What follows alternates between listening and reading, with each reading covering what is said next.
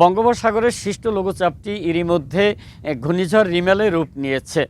এটি আজ রাত দেশের দক্ষিণ এবং পশ্চিম উপকূলীয় অঞ্চল দিয়ে বাংলাদেশ অতিক্রম করতে পারে। তবে গতকাল রাত থেকেই আমরা লক্ষ্য করেছি যে আকাশ একেবারেই গুমোট পরিস্থিতি বিরাজ করছে এবং একটি বড় ধরনের ঘূর্ণিঝড় হলে তার পূর্বাভাস এটি আমরা লক্ষ্য করছি। শিরোয়ার, আয়লা এবং মহাসিনের আগ মুহূর্তে যে পরিস্থিতি ছিল ঠিক আজকে আমরা এটি সকাল থেকে লক্ষ্য করেছি। তবে মোংলা এবং পায়রা বন্দরকে এরই মধ্যে 7 নম্বর বিপদ সংকেত দেখিয়ে যেতে বলেছে আবহাওয়া অফিস। তবে ঘূর্ণিঝড় রিমেল মোকাবেলায় জেলা প্রশাসন ব্যাপক প্রস্তুতি নিয়েছে। এরই মধ্যে উপকূল অঞ্চলে 703টি আশ্রয়ণ কেন্দ্র, 35টি মুজিব কেল্লা এবং 76টি মেডিকেল টিম প্রস্তুত রেখেছে। মানুষের জানমাল রক্ষায় আইনশৃঙ্খলা পুলিশ, আনসার ছাড়াও প্রায় 8,500 সিপিপি সদস্যরা এরই মধ্যে উপকূলে অবস্থান নিয়েছে। তবে পটুয়াখালী জেলায় কিন্তু 1300 কিলোমিটার বেড়িবাঁধ রয়েছে, এর মধ্যে 100 কিলোমিটার বেড়িবাঁধ রয়েছে চরম ঝুঁকিতে। ঘূর্ণিঝড়